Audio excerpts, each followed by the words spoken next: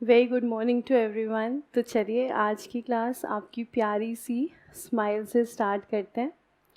तो एक बार आप दिल खोल के मुस्कुरा लो और मुस्कुराते मुस्कुराते अपना रजिस्टर भी निकाल लो जहाँ पर आपने होमवर्क क्वेश्चंस किए होंगे। इलस्ट्रेशन 9 और 10। Good morning Aditi, good morning Ayush.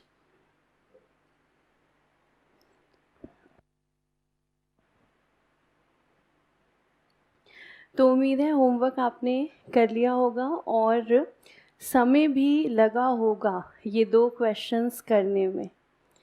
तो अंदाज़ा कितना समय आपको लगा ये 2 क्वेश्चंस करने में? क्योंकि इलस्ट्रेशन नंबर 9 में हमें 2 अकाउंट्स बनाने थे, 2 इन्वेस्टमेंट्स हैं, और इलस्ट्रेशन नंबर 10 में तो हमें 3 अकाउंट्स बनाने थे, क्योंकि यहाँ पर 3 इन्वेस्टमेंट्स हैं। तो इन्वेस्टमेंट्स अकाउंट, इसकी ख़ास बात क्या आ रही है, जितने इन्वेस्टमेंट्स हैं उतने ही अकाउंट बनेंगे। तो आपको कितना समय लगा ये 2 क्वेश्चन करने में? काफ़ी समय लगा मैम। 1 our, okay.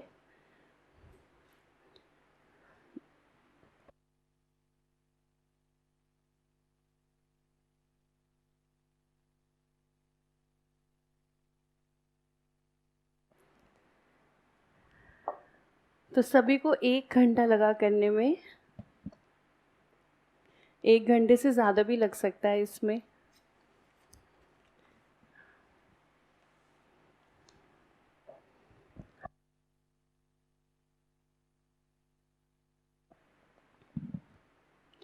कितना लगना चाहिए ऐसा कुछ नहीं है, जितना जल्दी आप कर सकें उतना बढ़िया।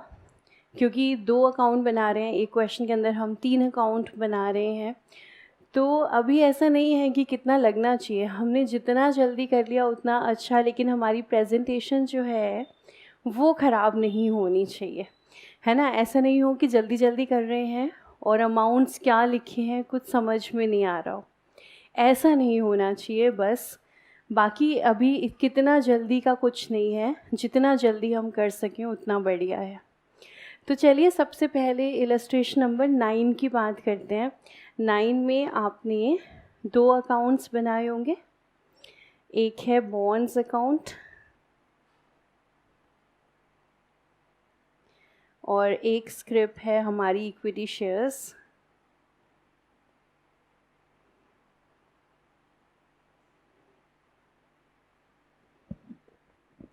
तो बॉन्ड्स अकाउंट में पहले बात करें तो बताइए बैलेंस कैरेड डाउन कितना आ रहा है, तीनों कॉलम्स में बताइएगा। Nominal value, interest and cost, और साथ ही साथ P&L की बैलेंसिंग फिगर।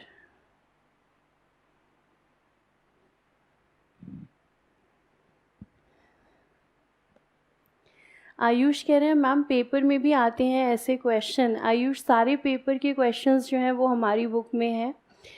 जैसे हमने कैश फ्लो किया था, बीच बीच में भी पेपर के क्वेश्चंस हमने देखे थे, लास्ट में भी देखे थे, ऐसे ही हम इन्वेस्टमेंट में देखेंगे। आज हम इन्वेस्टमेंट फिनिश कर देंगे, उसके बाद हम पेपर के क्वेश्चन देखेंगे, तो आपको अच्छे से पता चल जाएगा पेपर में कैसे क्वेश्चंस आते हैं।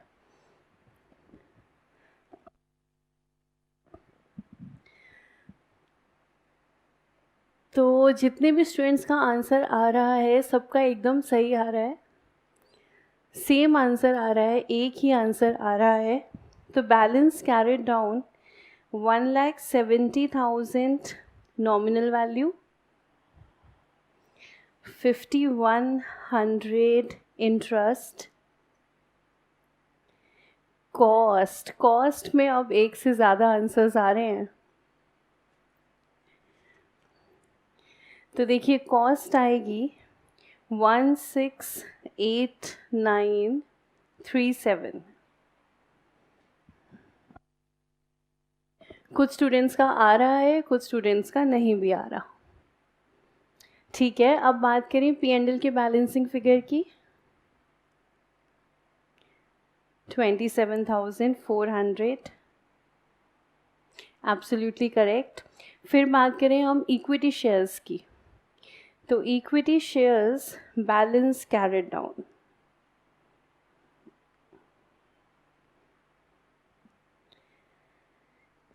तो इक्विटी शेयर्स में आपको मुझे नंबर बताना है, डिविडेंड तो यहाँ पर आएगा नहीं लास्ट में, और अमाउंट बताना है। Balance carried down 4,800 and 7,40,000 absolutely correct.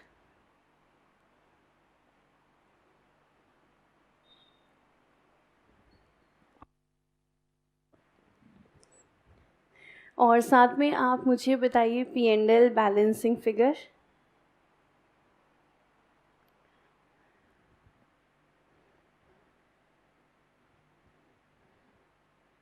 $4,800।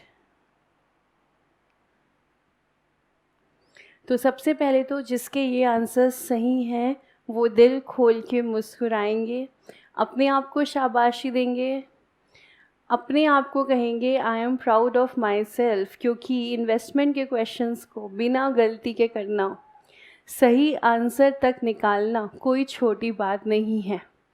छोटे छोटे पॉइंट पर हल्की सी भी गलती हुई तो हमारा बैलेंस कैरी डाउन जो है गलत हो जाएगा। तो इसको सही से निकालना ये कोई छोटी बात नहीं है। तो एक बार दिल खोल के मुस्कुराएंगे जिनका आंसर करेक्ट आया है, और जिनका नहीं आया है वो भी दिल छोटा ना करें। अभी देख लेते हैं आंसर, पता चल जाएगा कहाँ मिस्टेक हुई है। अच्छा, फिर मुझे बताइए आपने वर्किंग नोट्स कितने बनाए?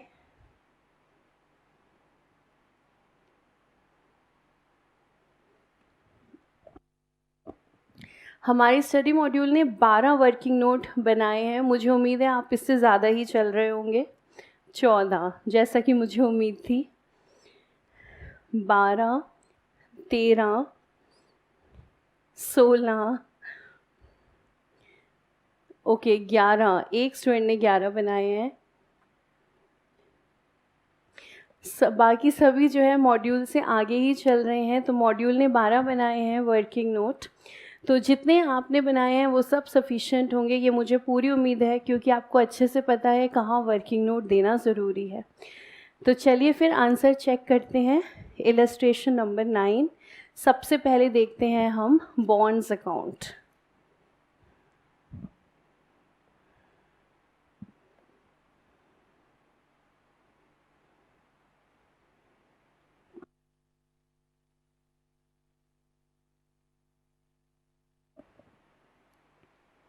तो इन्वेस्टमेंट अकाउंट इलस्ट्रेशन नंबर 9 देखते हैं।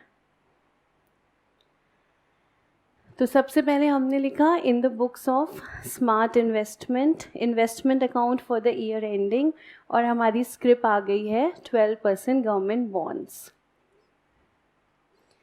तो प्यारा सा हमारा इन्वेस्टमेंट अकाउंट। लीजिए क्वेश्चन स्टार्ट हो रहा है 1 अप्रैल 19 से। Balance brought down. अमाउंट देखिए, नॉमिनल वैल्यू 1200, इंटरेस्ट 3600, अमाउंट 1,26,000। उम्मीद है इसमें किसी को कोई डाउट नहीं होगा।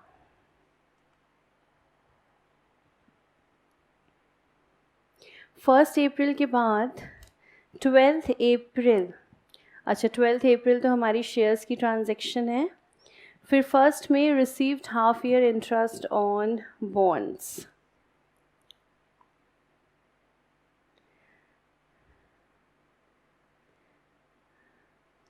अच्छा 1 अप्रैल हमारे 1200 बॉन्ड्स हैं। देन 2 मई परचेज 2000 बॉन्ड्स। तो number of bonds 2000, purchase 2000 bonds eight 100 rupees come interest. तो जो कम इंटरेस्ट वैल्यू आ रही है उसमें से ये जो इंटरेस्ट का पोर्शन है ये इसके अंदर इंक्लूडेड है।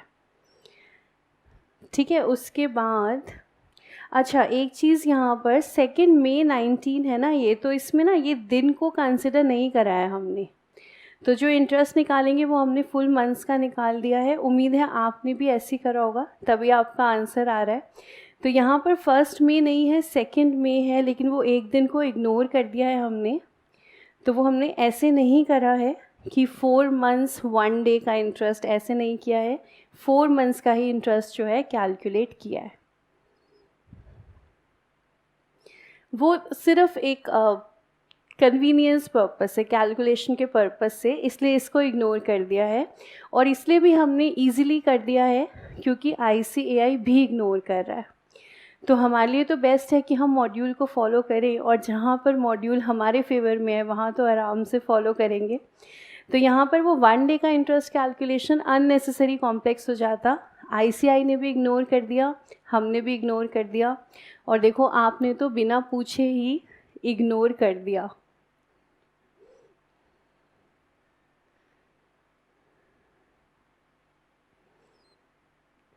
फिर आगे चले हम, 2 मई के बाद है 30 सितंबर को बॉन्ड्स हमने सेल किए हैं, लेकिन उससे पहले इंटरेस्ट आ जाएगा 30 जून। इंटरेस्ट चेक कर लीजिएगा 19,200। देन 30 सितंबर सोल्ड 1500 बॉन्ड्स एट 105x इंटरेस्ट। By bank 1500 bonds, interest and amount, और इसी के साथ चेक करेंगे प्रॉफिट या loss. 8437 profit on cell.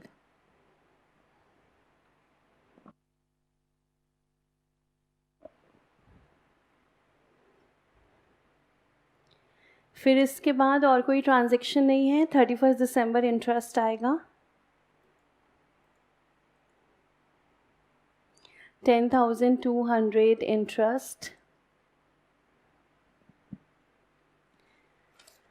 Transactions ख़त्म होती हुई लास्ट में balancing figure, P&L interest and balance carried down. देखिए एक बार आराम से चेक कीजिएगा बॉन्ड्स अकाउंट, कहीं कोई डाउट हो, कोई अमाउंट नहीं आ रहा हो तो आप पूछ लीजिए। अंजलि कह रही है मैम मैंने डेज कंसिडर कर लिए। कोई बात नहीं अंजलि, कर लिए तो भी ठीक है, लेकिन हम यहाँ पे अवॉइड कर सकते हैं, तो नेक्स्ट टाइम से आप मत करना। मैम बोथ अकाउंट साथ में प्रिपेयर की बजाय एक एक अकाउंट के वर्किंग नोट बना के कर सकते हैं। देखो वर्किंग नोट आप इकट्ठे बनाओ, मतलब आप क्या करो, एक पेज छोड़ दो बॉन्ड्स अकाउंट का, एक पेज छोड़ दो इक्विटी शेयर्स अकाउंट का, और 3rd पेज से स्टार्ट कर लो वर्किंग नोट्स। ठीक है, वैसे तो ऐसे कर लें तो अच्छा है, लेकिन अगर आपने कहा कि नहीं ऐसे नहीं करना, बॉन्ड्स अकाउंट बनाया साथ में वर्किंग नोट बनाए, फिर इक्विटी शेयर्स अकाउंट बनाया साथ में वर्किंग नोट बनाए, ऐसे भी आप कर सकते हो, कोई प्रॉब्लम नहीं है। दोनों तरीके से आप कैसे भी सॉल्व कर सकते हो, एकदम करेक्ट है।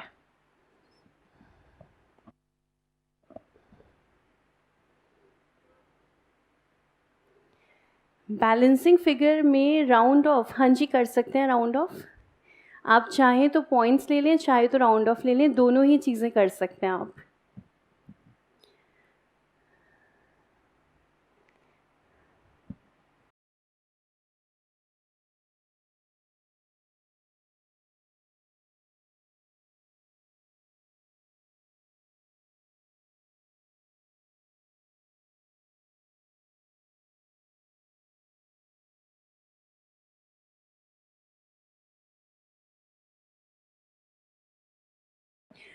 ठीक है भाई, बैलेंस सीडी में अमाउंट है 168937। देखो और कोई डाउट, और कोई डाउट नहीं है तो आगे चलते हैं हम फिर इक्विटी शेयर्स के अकाउंट की तरफ।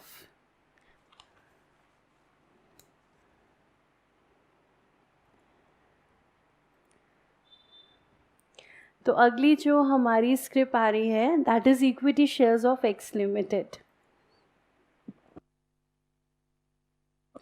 और ये ट्रांजैक्शन हमारी स्टार्ट हो रही है 15 अप्रैल से। Purchase equity shares 200, come right, brokerage 1% was paid in addition.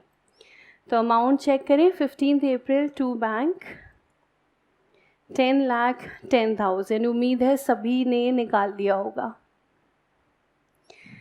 15 अप्रैल के बाद 3 June company announced a bonus issue. लीजिए बोनस आ गया है हमारा 2000 shares. Then company made a right issue of 1 share for every 7 shares held at rupees 250 per share. Entire money payable by 31st August. Rights to the extent of 20% was sold and the remaining rights were subscribed. ठीक है, 20% cell कर दिया, 80% subscribe कर लिया। तो 31 अगस्त को payment हो रही है, तो टू बैंक अकाउंट चेक कर लीजिए। 800 शेयर्स, अमाउंट है 2 लाख।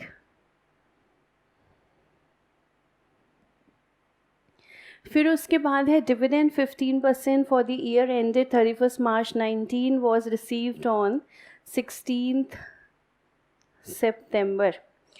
अच्छा, तो आप सबसे पहले तो बताइए डिविडेंड कितने शेयर्स पर मिलेगा। डिविडेंड हमें 5000 शेयर्स पे मिलेगा या 5200 पे मिलेगा या 6000 शेयर्स पे मिलेगा। कनिष्क कह रहे हैं 0। कनिष्क किसी पे नहीं मिलेगा डिविडेंड, 5000 शेयर्स पे मिलेगा।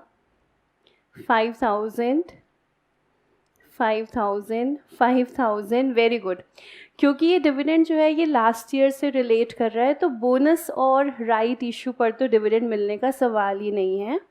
तो ये वाला जो डिविडेंड है ये हमें सिर्फ 5000 शेयर्स पे मिलेगा, और वो भी हम ये कहेंगे कि ये डिविडेंड नहीं है, इसको हम शेयर्स की कॉस्ट में से माइनस कर देंगे।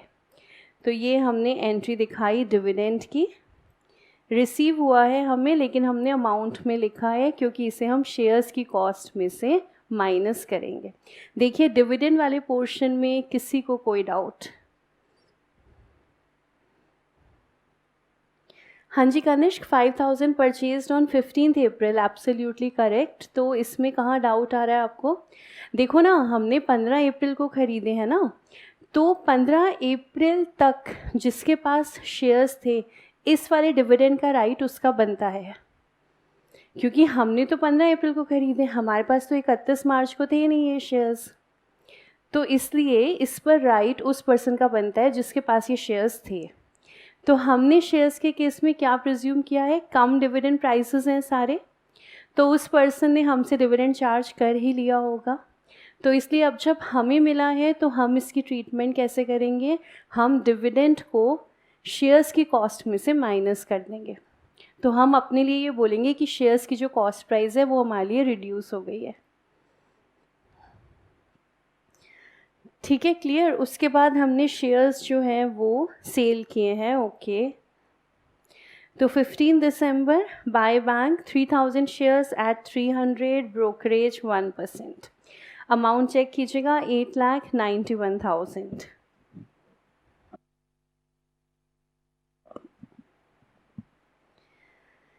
इसके बाद हमें मिला है इंटरिम डिविडेंड। इंटरिम डिविडेंड बताओ कितने शेयर्स पे मिलेगा?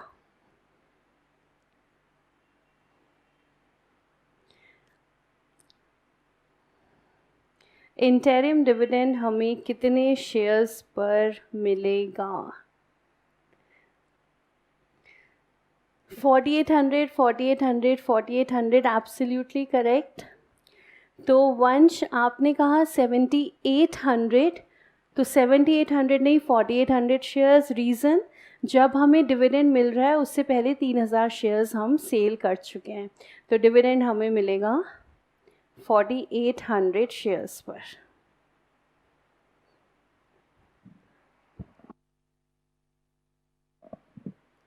ठीक है, देखिए चेक कर लीजिए।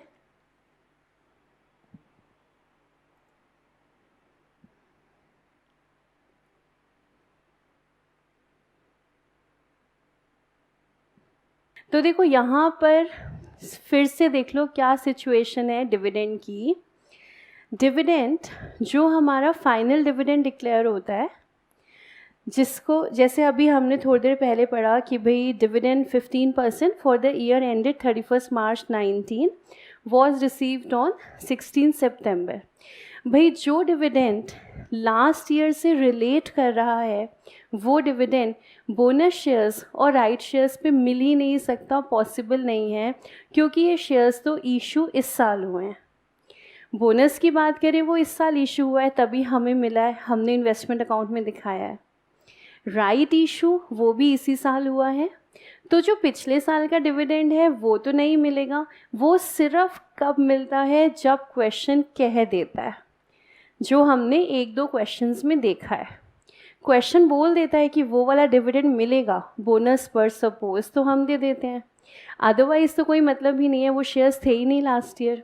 तो जो फाइनल डिविडेंड है वो सिर्फ लास्ट ईयर वाले शेयर्स पे मिलता है, वो बोनस पे और राइट पे नहीं मिलता। अब बात करें इंटरिम डिविडेंड की। इंटरिम डिविडेंड जो ड्यूरिंग द ईयर पे किया जा रहा है, तो वो कितने शेयर्स पे मिलेगा, जितने शेयर्स हमारे पास होते हैं वो उतने शेयर्स पे मिलेगा। क्या वो बोनस शेयर्स पे भी मिलेगा? हाँ, इसी साल इशू किया है। क्या वो राइट शेयर्स पे भी मिलेगा? बिल्कुल मिलेगा, इसी साल हमने इशू किया है।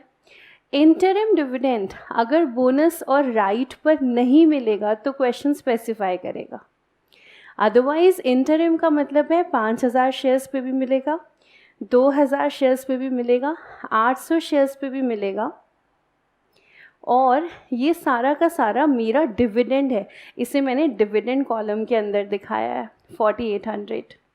इस डिविडेंड पर जो है, इस वाले डिविडेंड पर जो है मेरा राइट बनता है, क्योंकि ये इंटरिम डिविडेंड है, ये ड्यूरिंग द ईयर वाला डिविडेंड है।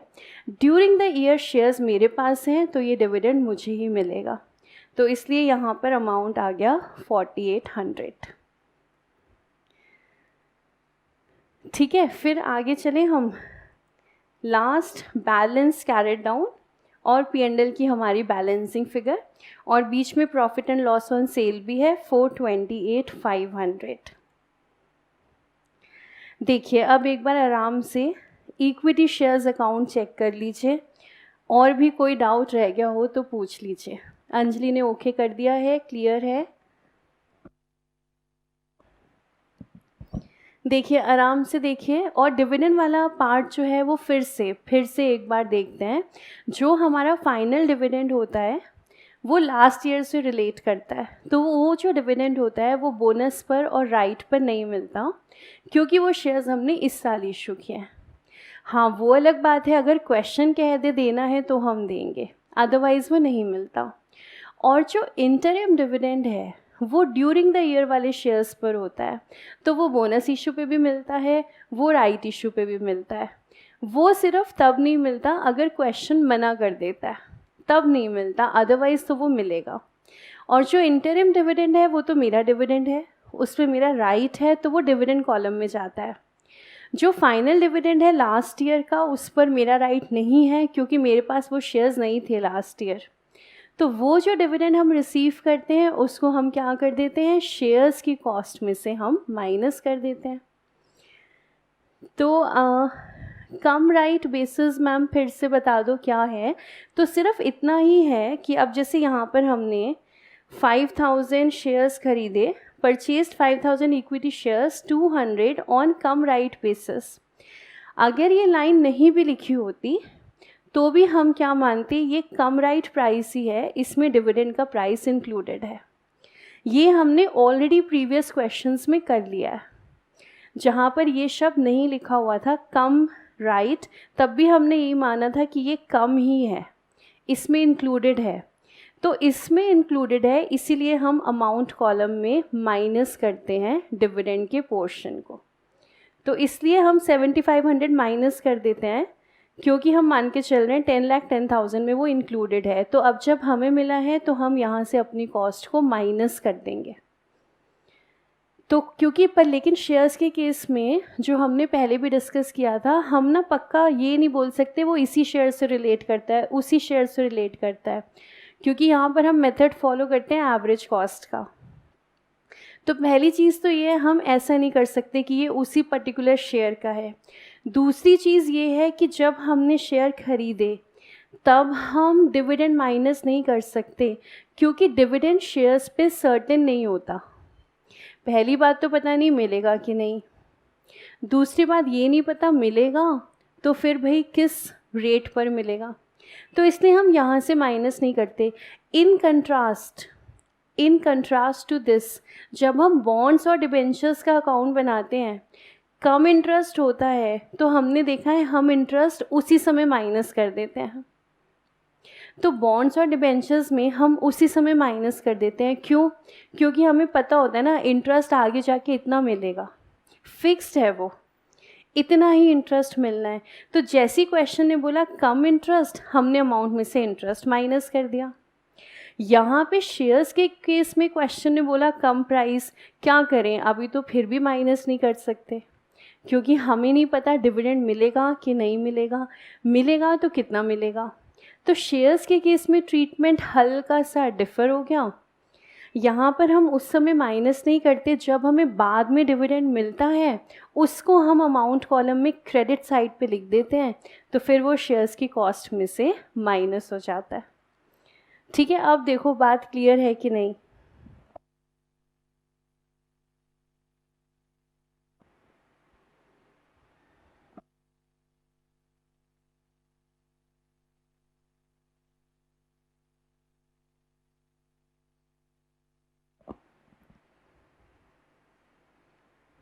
तो हिमांशी, आप जो पूछ रहे हो ना, ये वाला केस एक्चुअली बनेगा नहीं। जस्ट इन केस बनता है तो गिव नोट एंड प्रोसीड, तो ऐसा होगा नहीं। फिर भी आपने कहा नहीं नहीं, अगर हुआ तो आप एक नोट दे करके जो है आगे बढ़ सकते हो।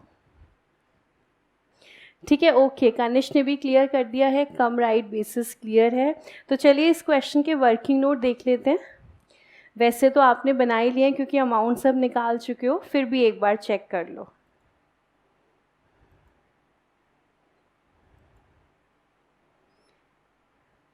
Profit on sale of bond सबसे पहले है, और यहाँ पर हमने एवरेज कॉस्ट लगाया है इंस्टेड ऑफ फीफो, क्योंकि क्वेश्चन की लास्ट लाइन में मेंशन है एवरेज कॉस्ट मेथड फॉलो करना है, और ये आप सब ने भी लगाया ही है।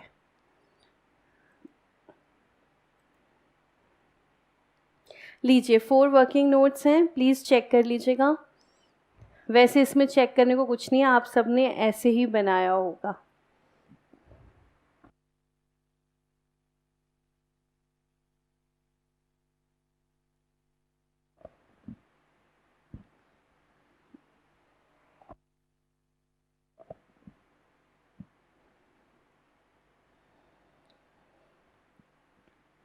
ठीक है, डन, आगे चलें नेक्स्ट वर्किंग नोट्स की तरफ।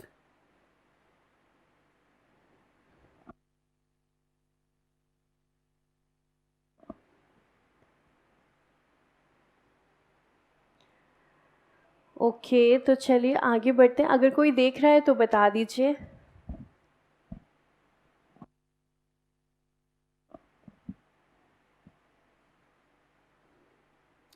ओके, डन, आगे चलते हैं।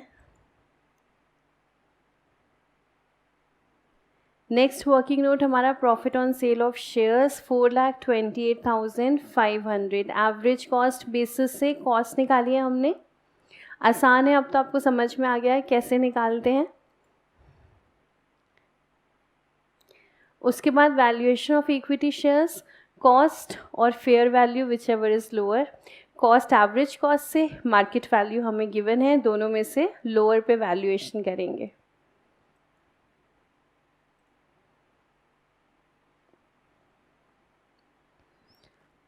उसके बाद तो सिंपल है, बॉन्ड्स का इंटरेस्ट देखिए, चेक कर लीजिए।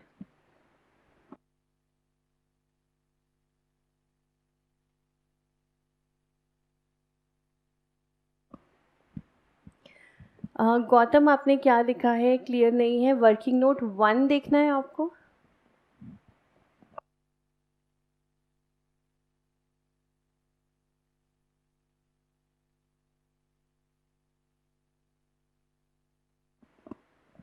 ठीक है, मैं अभी दिखा देती हूँ, एक बार यहाँ तक सभी देख लें, फिर उसके बाद मैं आपको वर्किंग नोट 1 दिखाती हूँ।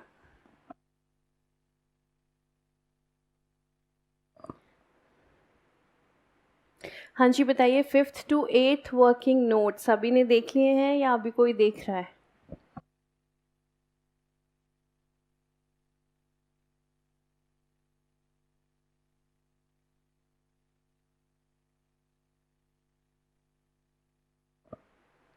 देख लिए हैं सभी ने, तो आगे के वर्किंग नोट से पहले वर्किंग नोट 1 देख लेते हैं।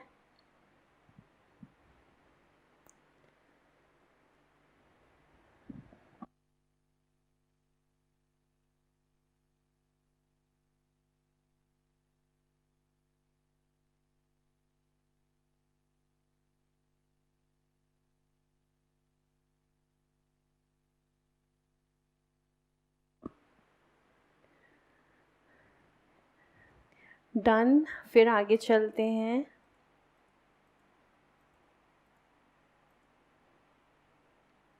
फिर अगेन इंटरेस्ट की कैलकुलेशन है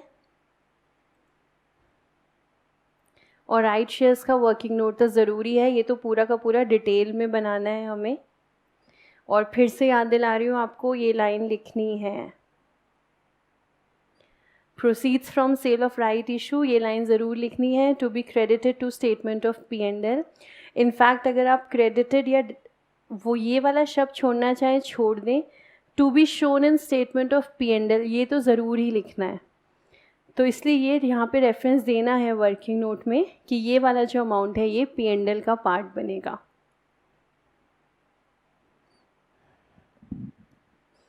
ये हमारे वर्किंग नोट हैं। उसके बाद नोट भी है। नोट नंबर 1 तो ऑप्शनल है, आपकी मर्ज़ी है आपको लिखना है या आपको नहीं लिखना है। No dividend is received on bonus shares as bonus shares are declared on 3rd June and dividend pertains to the year ended 31st March। लेकिन जो सेकेंड वर्किंग नोट है ये हम लिखेंगे, ये हम इसलिए लिखेंगे बिकॉज ICAI हमसे एक्सपेक्ट कर रहा है कि हम ये लिखें, तो हम ये लिख कर आएंगे। Amount of dividend for the period for which shares were not held by the investor has been treated as capital receipt। इसका अकाउंट्स की लैंग्वेज में क्या मतलब है, हमने डिविडेंड को कॉस्ट में से माइनस कर दिया। तो वो जो हमने किया है कैलकुलेशन, कॉस्ट में से माइनस किया है, उसी को यहाँ पर सेंटेंस के फॉर्म में लिखा हुआ है। That dividend for which shares were not held by the investor is treated as capital receipt। क्योंकि अगर हम उसको डिविडेंड मान लेते तो वो क्या हो जाती, रेवेन्यू रिसीट, क्योंकि हम उसको P&L में लेके जाते हैं ना बाद में। तो हमारा जो भी डिविडेंड हम निकालते हैं हम उसको P&L में लेके जाते हैं। P&L में जो भी चीज़ें जाती हैं वो रेवेन्यू आइटम्स हैं। तो यहाँ पर उस सेंस में हमने इस बात को कहा है कि वो डिविडेंड जो हमें हमारे क्वेश्चन में 5000 शेयर्स पर मिला है, वो डिविडेंड रेवेन्यू रिसीट नहीं है, वो हमारी कैपिटल रिसीट है। अकॉर्डिंगली उसे कॉस्ट ऑफ द शेयर्स में से रिड्यूस कर दिया गया है। तो देखिए ये छोटा सा प्यारा सा क्वेश्चन इलस्ट्रेशन नंबर 9 हमारा कंप्लीट हुआ। देखिए लास्ट टाइम क्वेश्चन को फिर से देखिए और चेक कीजिए, एक एक छोटे छोटे पॉइंट्स जो हमने क्वेश्चन में यूज़ किए हैं उन्हें अपने माइंड में फिर से बिठाइए। डिविडेंड वाला पॉइंट फिर से माइंड में बिठाइए और डिविडेंड कहाँ हम अमाउंट कॉलम में डालते हैं, कहाँ डिविडेंड कॉलम में डालते हैं, फिर से माइंड को रिवाइज करवाइए कि क्या ट्रीटमेंट है डिविडेंड का।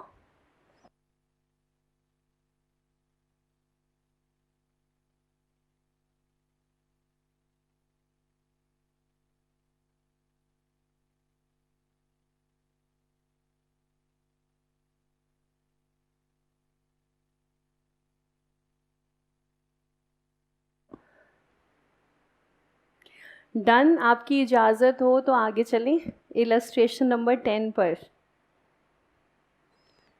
क्या कहते हो, इजाज़त है? हाँ मैम बिल्कुल।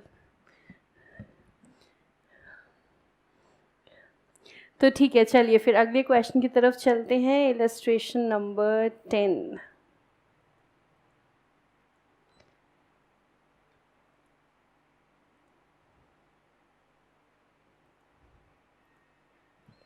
इलस्ट्रेशन नंबर 10, इसमें हम लोग बना रहे हैं कितने अकाउंट्स, 3 अकाउंट्स। तो सबसे पहले आप मुझे बताओ 12% बॉन्ड्स, इस अकाउंट का क्लोजिंग बैलेंस कितना आ रहा है? 9 lakh and 7,47,000। Very good, Himanshi ने सबसे पहले आंसर किया है, बिल्कुल सही है। तो बताइए क्या आप सबका भी यही आ रहा है? 9 लाख एंड 7,47,000। ओके, कनिष्क, प्रिया, आयुष, अंजलि, निशांत कह रहे हैं मैम यही आ रहा है। तो चलिए चेक कर लेते हैं हम। 12% bonds account in the books of Mr. Brown. Investment आ रही है for the year ending 31 March 20। पहली स्क्रिप्ट, यहाँ पर 3 स्क्रिप्ट्स हैं हमारी। तो पहली स्क्रिप्ट 12% बॉन्ड्स। स्टार्ट करते हैं ये अकाउंट May 1। हाँ जी, फर्स्ट में वाली जो ट्रांजेक्शन है वो बॉन्ड्स की है। Purchase 24,000, 12% bonds. अमाउंट चेक कीजिए, 24,000 बॉन्ड्स, अमाउंट 1992। यहाँ पर नॉमिनल वैल्यू की जगह नंबर ऑफ बॉन्ड्स ले रखे हैं। आपने नॉमिनल वैल्यू लिया होगा, वो भी एकदम करेक्ट है। तो नंबर भी ले सकते हैं, नॉमिनल वैल्यू भी ले सकते हैं। वैसे बॉन्ड्स डिबेंचर्स के केस में नॉमिनल वैल्यू ही लेना चाहिए, शेयर्स के केस में नंबर लेना चाहिए। उसके बाद इस पूरे क्वेश्चन में ढूंढनी पड़ेगी बॉन्ड्स की ट्रांजैक्शन। तो फर्स्ट मई के बाद जो बॉन्ड की ट्रांजैक्शन आ रही है वो आ रही है सीधा सीधा 1 मार्च को, जहाँ पर हमने सेल किए हैं बॉन्ड्स। और 1 मार्च से पहले देखिए इंटरेस्ट की डेट तो नहीं आ रही। इंटरेस्ट मिल रहा है 30 सितंबर और 31 मार्च को, तो पहले 30 सितंबर इंटरेस्ट देखिए, चेक कीजिएगा 144 का इंटरेस्ट। और उसके बाद फिर सेल दिखाएंगे और सेल पर P&L। पहले आपके सामने P&L आ रहा है।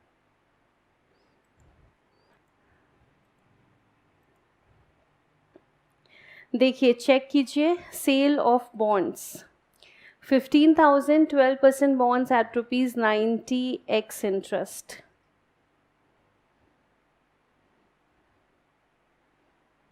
यहाँ पर तो हमारे पास एक ही कैटेगरी के बॉन्ड्स हैं, तो ना तो फीफो की ज़रूरत है ना तो एवरेज कॉस्ट की ज़रूरत है। जो बॉन्ड्स परचेज़ किए हुए हैं वहीं से हमने सेल किए हैं। फिर इसके बाद आगे चलें तो बॉन्ड्स की और कोई ट्रांजैक्शन यहाँ पर है ही नहीं, तो सीधा इंटरेस्ट दिखाते हैं और उसके बाद बैलेंस।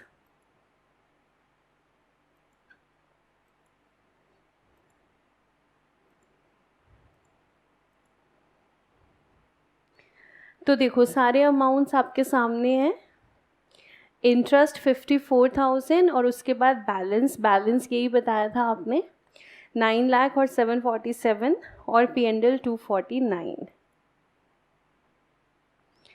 चेक कर लीजिए, बॉन्ड्स अकाउंट बहुत ही आसान सा अकाउंट है, कोई डाउट हो तो पूछ लीजिए।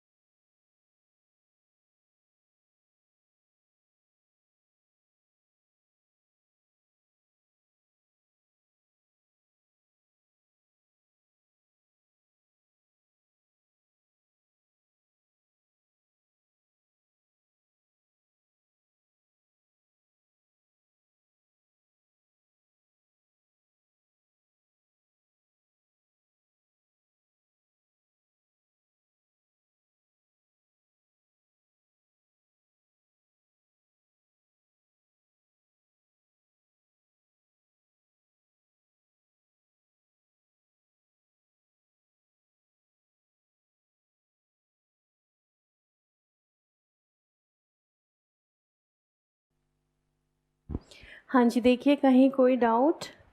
बैलेंस का इंटरेस्ट शो नहीं करेंगे मैम। अच्छा देखिए यहाँ पर तो डाउट ये है कि भाई यहाँ पर हम इंटरेस्ट नहीं दिखाएंगे, क्योंकि इंटरेस्ट तो हम दिखाते हैं बॉन्ड्स और डिबेंचर्स के केस में। तो क्या कोई रिप्लाई कर सकता है यहाँ पर हमने इंटरेस्ट क्यों नहीं दिखाया? क्योंकि जहाँ तक शेयर्स की बात है तो डिविडेंड अक्रू नहीं कर सकते, लेकिन बॉन्ड्स और डिबेंचर्स के केस में इंटरेस्ट तो हम अक्रू करते हैं। लेकिन यहाँ पर हमने कुछ नहीं दिखाया, ऐसा क्यों?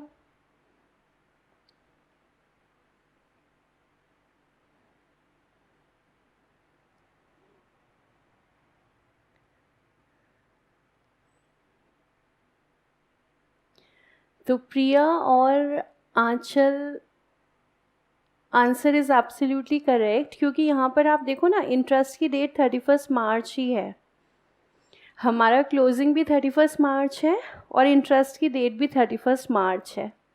तो 31 मार्च को अभी तो हमने इंटरेस्ट लिया ही है 54,000 का, सेम डे हम बैलेंस निकाल रहे हैं, तो यहाँ पर इंटरेस्ट कोई भी अक्रू हुआ ही नहीं है। अब नॉर्मली क्या होता है, इंटरेस्ट की डेट 31 दिसंबर है, बैलेंस सीडी हमने निकाला 31 मार्च, तो हम कहते हैं भाई 3 मंथ्स का इंटरेस्ट जो है वो अक्रू हो चुका है, ड्यू हो चुका है। मिला नहीं है लेकिन अक्रू और ड्यू दोनों हो चुका है, तो हम यहाँ पे दिखाते हैं। लेकिन इस केस में आज ही तो हमने इंटरेस्ट लिया है और आज ही बैलेंस सीडी निकाल रहे हैं, तो कोई इंटरेस्ट ना तो अक्रू हुआ ना ही ड्यू हुआ। ठीक है, कनिष्क कह रहे हैं ओहो ये तो मैम मैंने सोचा ही नहीं। तो बहुत ही बढ़िया, क्लासरूम में यही तो काम करना है हमें, क्लास में हमें सब जल्दी जल्दी समझ में आ जाए, ताकि पेपर में तो अब अभी नहीं सोचा था लेकिन कोई बात नहीं, पेपर में अब ये मिस्टेक नहीं होगी, तो ये ध्यान रहेगा। एंड इन फैक्ट जब आप कैलकुलेशन करोगे तब भी आपको ये गलती मिल जाएगी। अब अगर आप यहाँ पे इंटरेस्ट कैलकुलेट करने लगोगे तो इमीडिएटली आपको समझ में आ जाएगा कि अरे कैलकुलेट तो हो ही नहीं सकता, 31 मार्च ही इंटरेस्ट की डेट है, 31 मार्च ही हमारा बैलेंस है। तो चलिए बॉन्ड्स के बाद अब पहले इसके वर्किंग नोट लीजिए, बॉन्ड्स के केस में वर्किंग नोट देख लीजिए।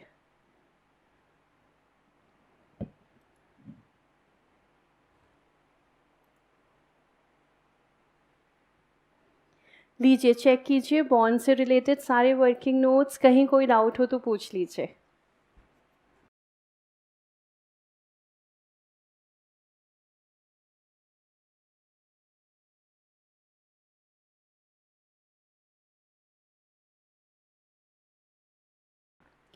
ठीक है, क्लियर है, आगे चलें। नेक्स्ट हमारे पास शेयर्स हैं अल्फा लिमिटेड के और बीटा लिमिटेड के। तो चलिए अल्फा लिमिटेड के शेयर्स देखते हैं।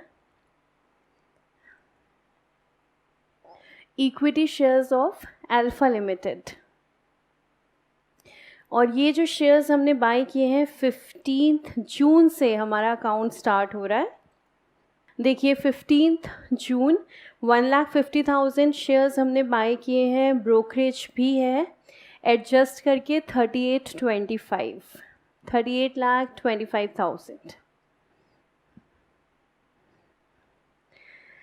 15 जून के बाद 14 October bonus issue, 2 shares for every 3 held. तो देखिए 1 लाख हमें मिल जाते हैं बोनस शेयर्स।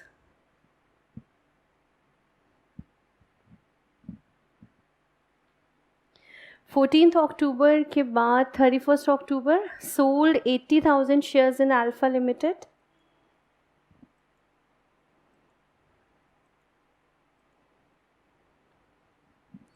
चेक कर लीजिए, buy bank 80,000, amount 1760 and P&L 536।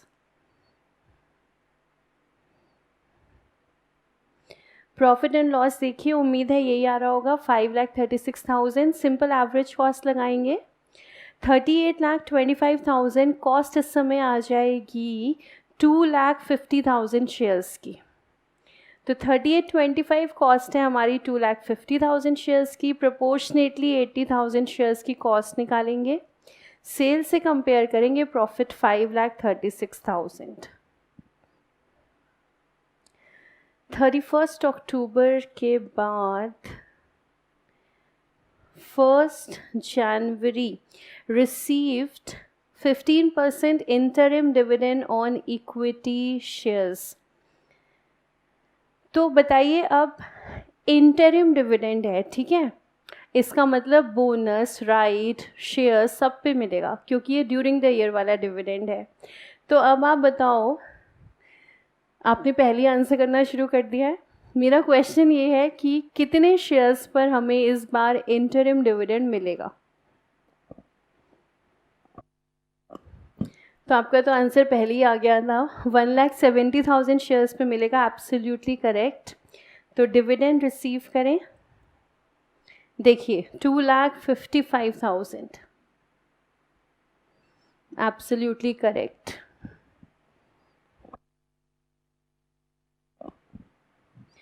Dividend मिलने के बाद और कोई ट्रांजैक्शन नहीं है अल्फा लिमिटेड के शेयर्स पे, तो क्लोज कर देते हैं account. P&L balancing figure 255, balance carried down 1,70,000 shares. Cost निकालेंगे एवरेज कॉस्ट मेथड से 26,01,000। और ये छोटा सा अकाउंट हमारा कंप्लीट हो जाता है, equity shares of alpha limited. मुश्किल तो बिल्कुल भी नहीं है, लेकिन अब जैसी क्वेश्चन की रिक्वायरमेंट पढ़ते हैं कि prepare separate investment account for 12% bonds, equity shares of alpha limited, equity shares of beta limited, इतने में दिल जो है साथ छोड़ना शुरू कर देता है कि भाई 3-3 अकाउंट्स बनाने पड़ेंगे। लेकिन अदरवाइज़ अगर आप देखो, मुश्किल कुछ भी नहीं है, बहुत सिंपल ट्रांजैक्शंस हैं, आप खुद ही देख लो, आपके सामने है, तो मुश्किल कुछ भी नहीं है। हाँ, जितनी इन्वेस्टमेंट है उतने अकाउंट तो हमें बनाने पड़ेंगे और उतना ही सावधानी से क्वेश्चन को सॉल्व करना होगा। लेकिन अगर लेवल ऑफ डिफ़िकल्टी बोलें तो कुछ भी नहीं है, सिंपल ट्रांजैक्शंस हैं, सिंपल पोस्टिंग है, कहीं भी कुछ भी मुश्किल यहाँ पर नहीं है, ठीक है। बाकी तो आप बताओगे। हाँ मैम, आपको तो कुछ मुश्किल लगता है नहीं, तो बाकी तो आप ही बताओगे मुझे मुश्किल है या आसान है। तो देखो, equity shares of alpha limited account देख लिया, तो हम चलें वर्किंग नोट्स पर।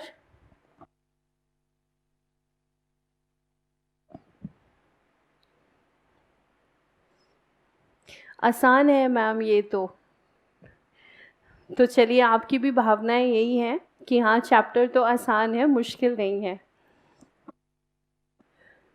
लीजिए वर्किंग नोट्स चेक कीजिए।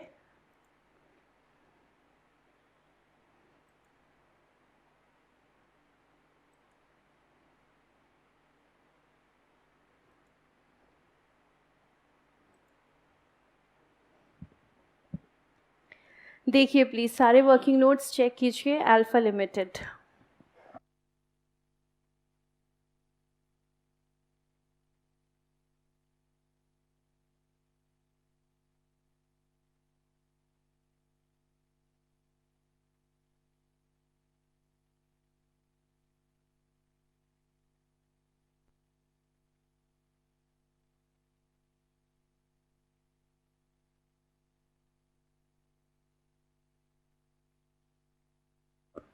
ठीक है डन। फिर आगे चलते हैं बीटा लिमिटेड के शेयर्स।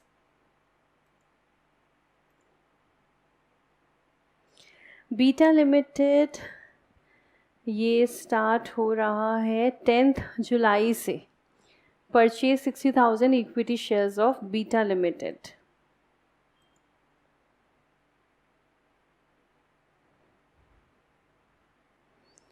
तो देखिए to bank account, this is July 10th July और अमाउंट है 26,92,800।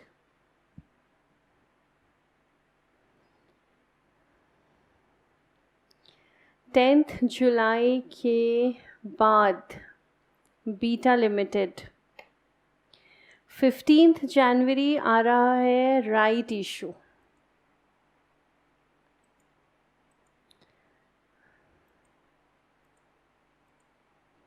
15 जनवरी राइट इशू आ रहा है 6000 शेयर्स 30,000 रुपीज़, चेक कर लीजिए।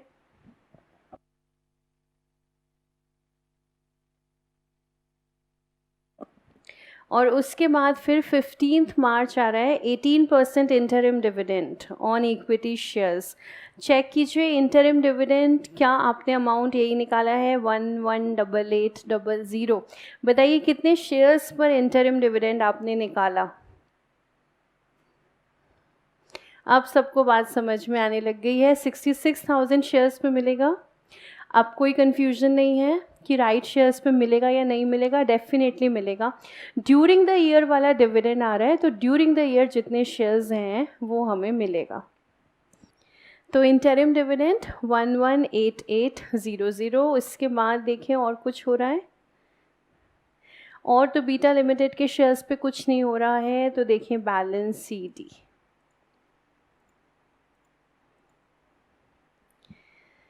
लीजिए चेक कर लीजिए। बैलेंस CD बहुत आसान है, बहुत ही छोटा सा अकाउंट है, और P&L बैलेंसिंग फिगर 1,18,800।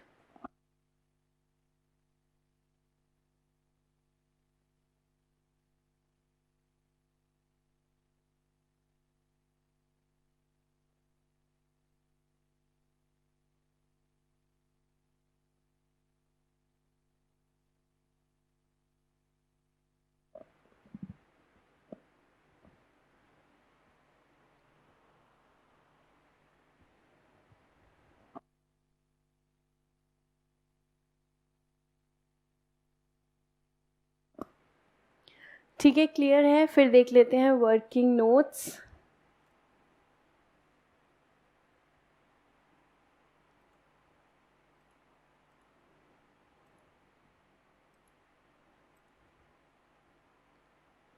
देखिए वर्किंग नोट्स जो हैं वो चेक कर लीजिए।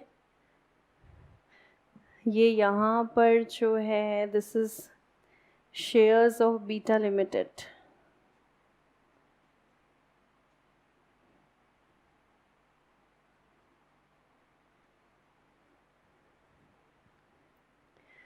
शेयर्स ऑफ बीटा लिमिटेड देखिए चेक कर लीजिए।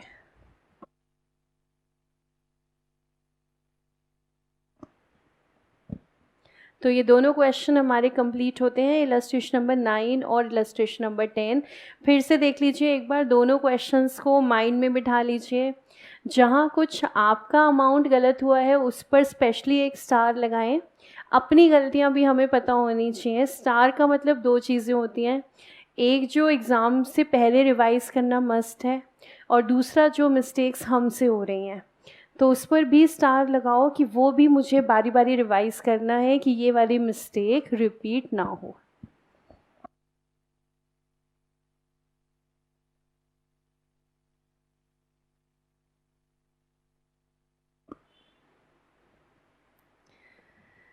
ठीक है, क्लियर है। तो आपकी इजाज़त हो तो फिर हम आगे चलें अगले टॉपिक की तरफ। एक छोटा सा टॉपिक, लास्ट टॉपिक हमें करना है अकाउंटिंग स्टैंडर्ड 13 से।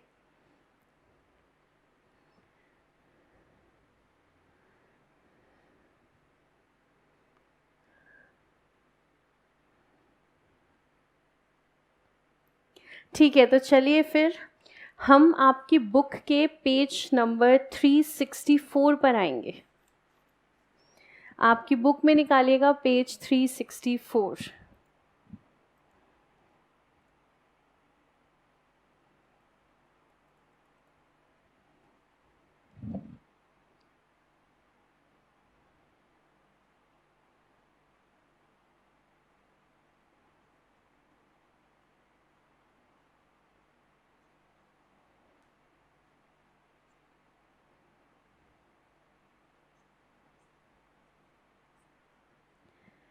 Page number 364, reclassification of investments। Heading है reclassification of investments। मुझे ये बताओ, अगर मैं आप लोगों से पूछूं एक्सप्लेन क्लासिफिकेशन, मैंने आपसे पूछा, एक क्वेश्चन दिया, एक्सप्लेन क्लासिफिकेशन ऑफ इन्वेस्टमेंट्स। लिखने की ज़रूरत नहीं है, बस आप मुझे वैसे ही बताओ। अगर मैंने आपको एक क्वेश्चन दिया, मैंने आपसे पूछा explain classification of investments as per accounting standard 13, तो इस क्वेश्चन के आंसर में आप क्या लिखोगे?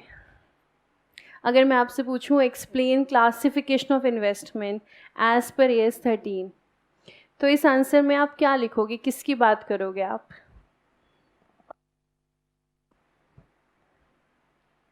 Yes, very good, absolutely correct.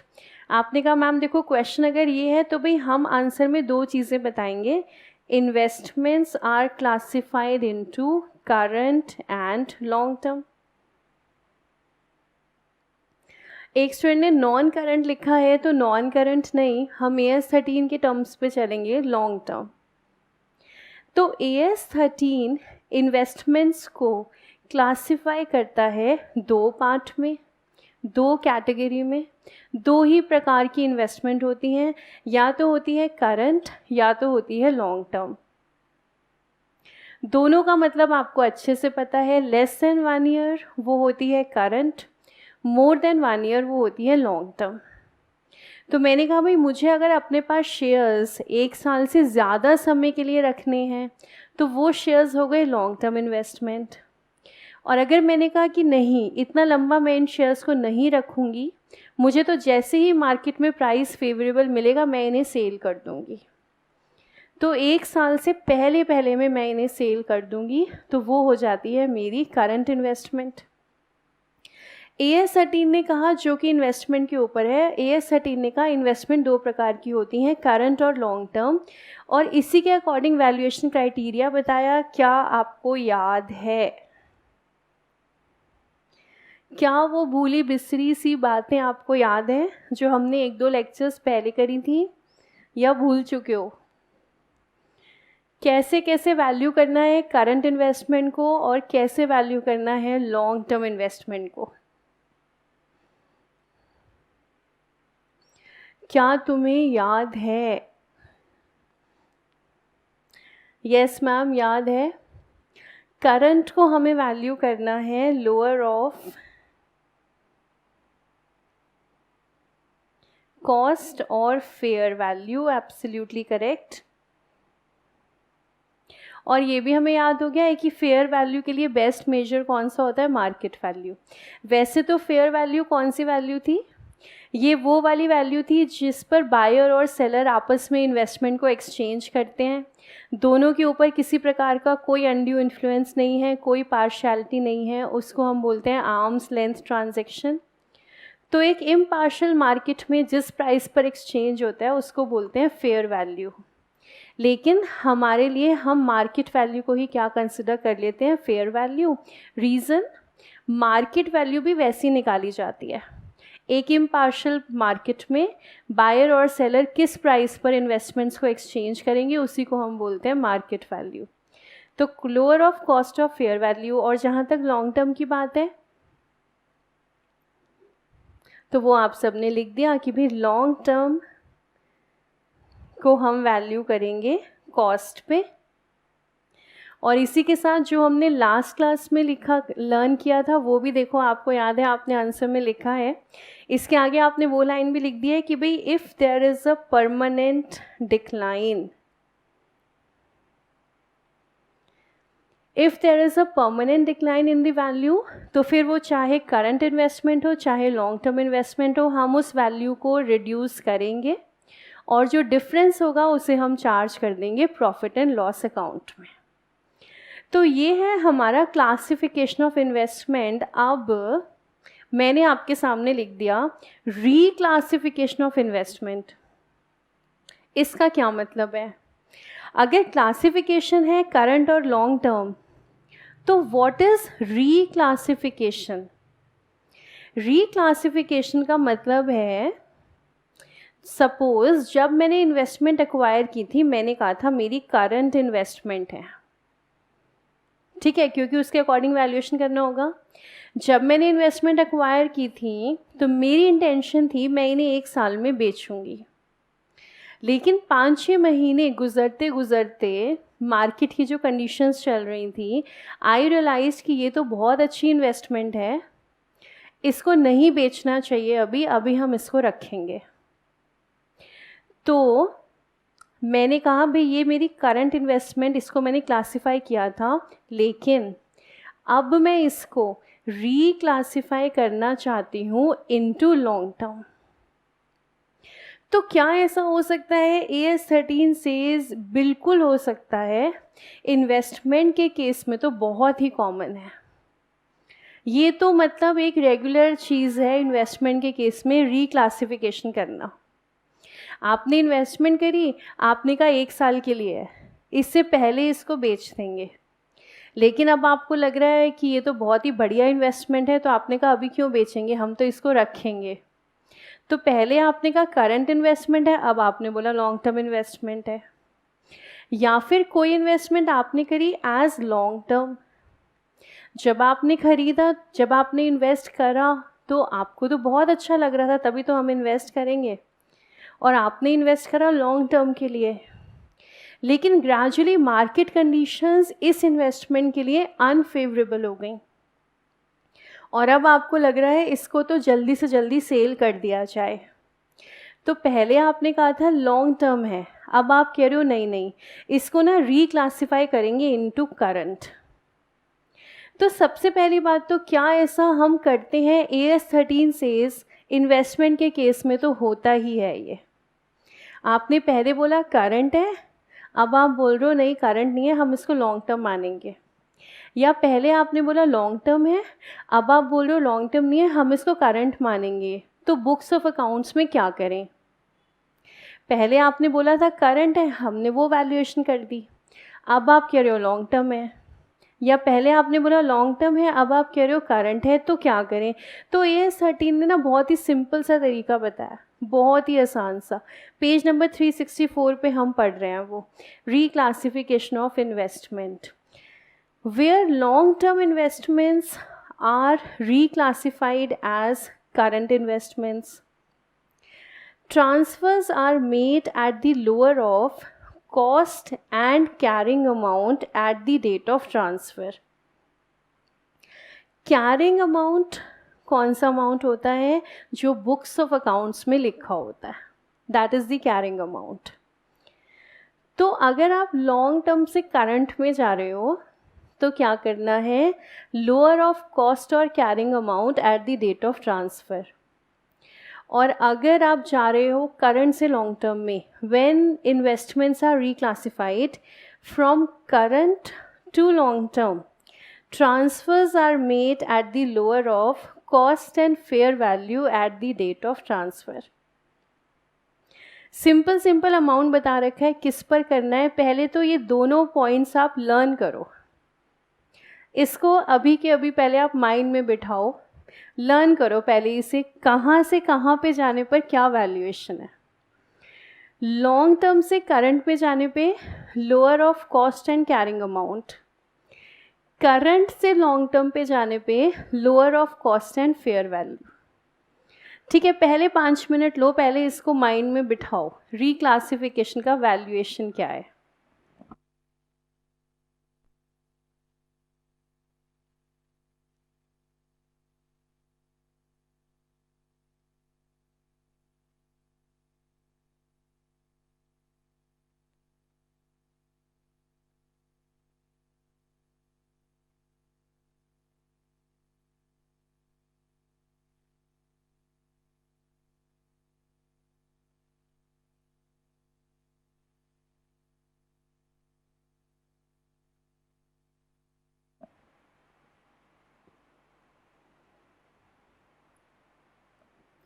आपको स्क्रीन पे नहीं देखना है, लर्न करना है। लर्न कीजिए, माइंड में बिठाइए, करंट से लॉन्ग टर्म जाने पर क्या हो रहा है और लॉन्ग टर्म से करंट पे आने पे क्या हो रहा है।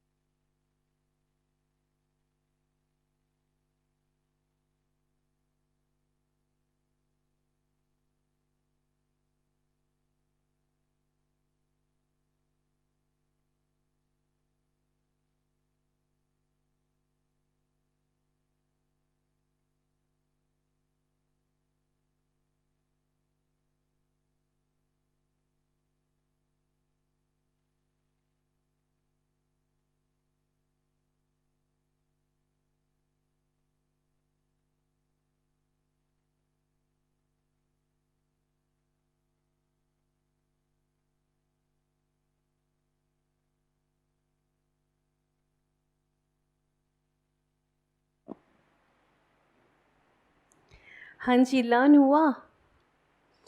कोई ना तरीका निकालो इसको लर्न करने का, क्योंकि ये माइंड में जाके तो कन्फ्यूजन क्रिएट करेगा कहाँ से कहाँ पे जाने पर कौन सा वैल्यूएशन हमें लेना है। ठीक है, तो अगर आपको लगता है आपको परफेक्टली लर्न हुआ तो बताओ कोई कोई तरीका निकालें इसको लर्न करने का कि भाई माइंड में ना फिर कन्फ्यूजन ना रहे, क्योंकि ये इतना ज़्यादा कन्फ्यूजिंग है। ये इसको माइंड में कैसे हम अच्छे से बिठा लें कि करंट से लॉन्ग टर्म में जाने पर ऐसे हो रहा है और लॉन्ग टर्म से करंट पे जाने पर ऐसे हो रहा है। तो देखो, सोचो क्या कोई तरीका बनता है। अगर कोई तरीका किसी को समझ में आता है तो आप शेयर करो कि भाई कैसे इसको माइंड में हम इस तरीके से बिठाएं कि फिर हमसे गलती ना हो।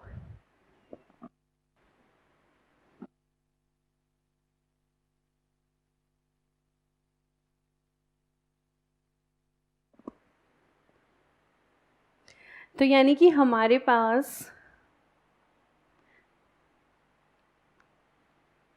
देखो, जो हमारे पास ऑप्शन आ रहे हैं वो दो आ रहे हैं। लोअर लेना है कॉस्ट का और फेयर वैल्यू का, एक वैल्यूएशन ये है। दूसरी वैल्यूएशन ये है, लोअर लेना है कॉस्ट का और कैरिंग अमाउंट का।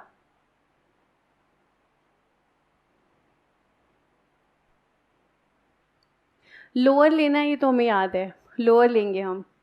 और हम देख रहे हैं दो कॉम्बिनेशंस हैं, एक तरफ कॉस्ट और फेयर वैल्यू का लोअर लेना है, दूसरी तरफ कॉस्ट और कैरिंग अमाउंट का लोअर लेना है। अब ये हमें ठीक से याद करना है किस केस में क्या करना है। AS 13 कह रहा है लॉन्ग टर्म से करंट जाओगे तो आपको ये काम करना है, और करंट से लॉन्ग टर्म जाओगे तो ये करना है। तो हम सोच रहे हैं कुछ ऐसा तरीका है कि ये हमारे माइंड में बैठ जाए और हमसे मिस्टेक ना हो।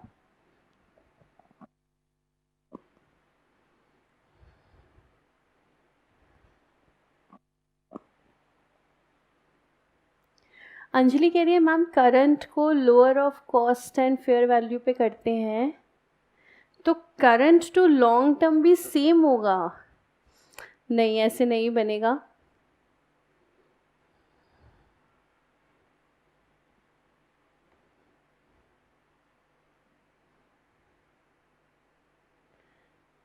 Okay Yashika, good. और कनिष्क आप कह रहे हो पर आपने बताया नहीं। आप कह रहे हो एक तरीका तो है मैम याद करने का, पर तरीका तो बताओ क्या है।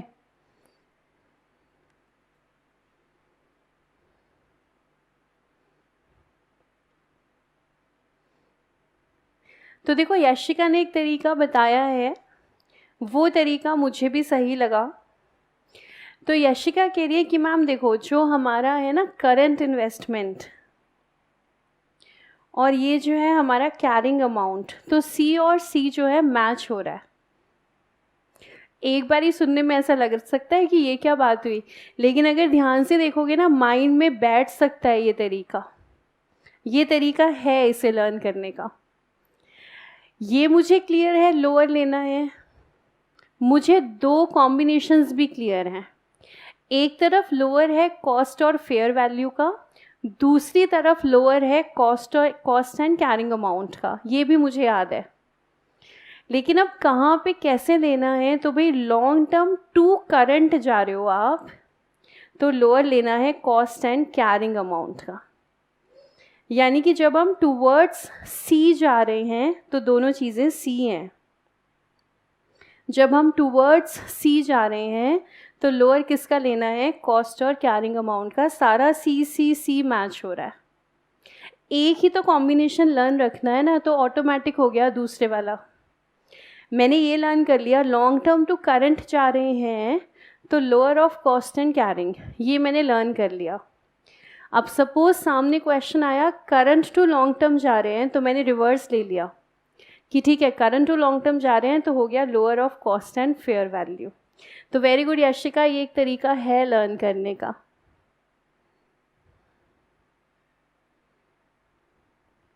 कनिष्क क्या कह रहे हैं, कनिष्क ना कुछ बड़ा इंटरेस्टिंग सा बोल रहे हैं। कनिष्क कह रहे हैं मैम देखो, इसको ना रिलेशनशिप से कंपेयर करते हैं। Better to make long term relationships, अगर आप लॉन्ग टर्म से शॉर्ट रिलेशनशिप पर जाओगे तो आपको खुद को कैरी करना पड़ेगा, जो कि बड़ा ही मुश्किल हो जाएगा। क्या बात है कनिष्क, क्या क्रिएटिविटी तुमने लगाई है। सुन रहे हो तुम कनिष्क की बात? बताओ कितनी बढ़िया बात करिश ने करी। कह रहे मैम देखो लॉन्ग टर्म से अगर हम करंट पे जाएंगे ना रिलेशनशिप में, खुद को कैरी करना पड़ेगा हमें, इतना आसान नहीं होगा। तो लॉन्ग टर्म से अगर आप करंट पे जा रहे हो तो कॉस्ट और carrying amount whichever is lower. तो पक्का मुझे पता है हमारी क्लास में सबको कनिष्क की बात यशिका की बात से कहीं ज़्यादा पसंद आई है। यशिका खुद ही रिप्लाई कर रही है कि हाँ मैम ये तो और भी बढ़िया है, ये तो और भी मस्त है। लॉन्ग टर्म से अगर हम करंट रिलेशनशिप पे जाएंगे तो खुद को कैरी करना मुश्किल है, तो cost and carrying amount whichever is lower. Very good Kanishk, अगर ये लाइव बैच होता तो तुम्हारी इस बात पे चॉकलेट बनती थी, पर अफसोस ये हमारा जूम बैच है तो तुम्हारी चॉकलेट जो है वो पेंडिंग रही। तो जब भी हमारी मुलाकात होगी तो कनिष्क तुम्हारी चॉकलेट जो है वो पक्का है। तो भाई अब बताओ, कनिष्क और यशिका दोनों ने मदद कर दी है हमारी, दोनों की मदद से अब देखो क्या हमें लर्न हो जाएगा। ये लॉन्ग टर्म से करंट में अगर क्लासिफाई कर रहे हैं तो क्या करना है, lower of cost and carrying amount. इसलिए रिवर्स, करंट से अगर लॉन्ग टर्म में जा रहे हैं तो क्या करना है, lower of cost and fair value. ठीक है, तो अगर ये थोड़ा थोड़ा लर्न हुआ तो एक क्वेश्चन सॉल्व करते हैं। Question number illustration number 15। और मीनवाइल अगर आप ये लिखना चाहो रजिस्टर में तो लिख लो, क्योंकि एक बार लिखोगे ना तो उससे भी फ़ायदा होगा, माइंड में बैठेगा। तो एक बार पहले ये छोटा सा चार्ट आप बना लो और उसके बाद सॉल्व करो इलस्ट्रेशन 15।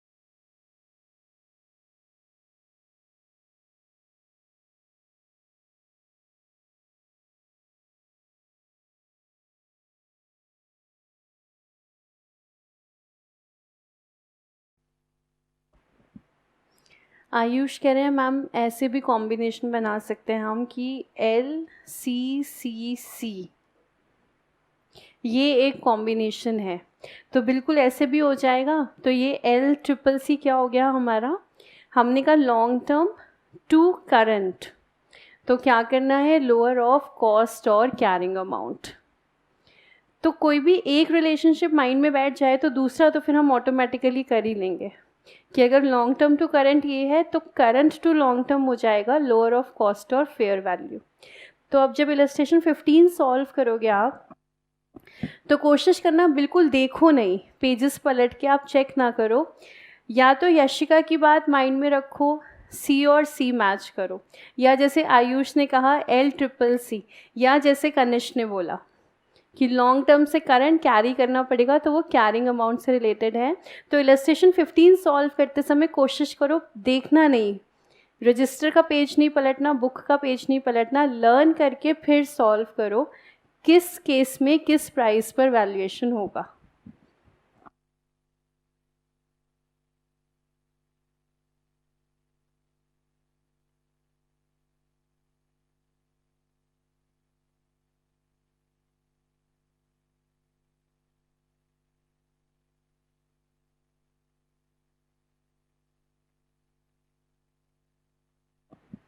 तो इलस्ट्रेशन नंबर 15 प्रिया कह रही हैं डन।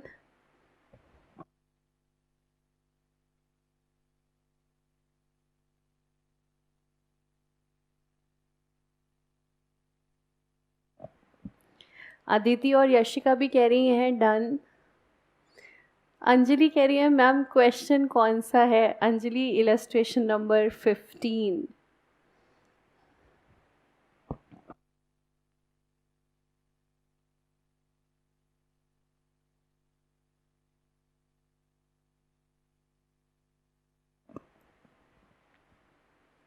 अच्छा, तो जिन्होंने कर लिया है, काफ़ी बच्चों ने कर लिया है, आप आंसर भी लिख कर भेजो। आप ऐसे लिखो पॉइंट नंबर 1 वैल्यूएशन अमाउंट लिख दो आप, जैसे हिमांशी ने भेजा है first 20 lakh, second 6.5 lakh, third 12 lakh. तो ऐसे ही आप आंसर लिखकर भेजो जो आपने निकाला है। प्लीज़ इकट्ठे भेजो, ऐसे मत करो फर्स्ट का अलग मैसेज सेकंड का अलग, एक ही मैसेज में लिखो तीनों की वैल्यूएशन।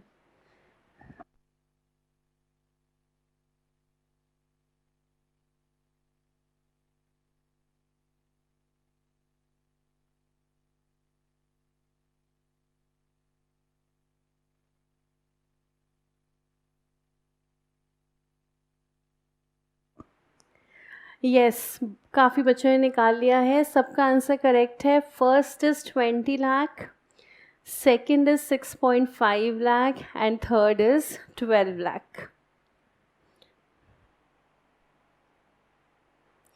तो एब्सोल्युटली करेक्ट, चेक कर लीजिए, आपके सामने है इलस्ट्रेशन नंबर 15। मुश्किल तो कुछ है ही नहीं, सिर्फ सिंपल वैल्यूएशन करना है। और इस केस में भी वही रहेगा, वैल्यूएशन करते समय जो डिफरेंस आ रहा है, बुक्स ऑफ अकाउंट्स में हम वैल्यू चेंज कर रहे हैं, तो जो डिफरेंस है वो हम P&L अकाउंट से चार्ज करेंगे।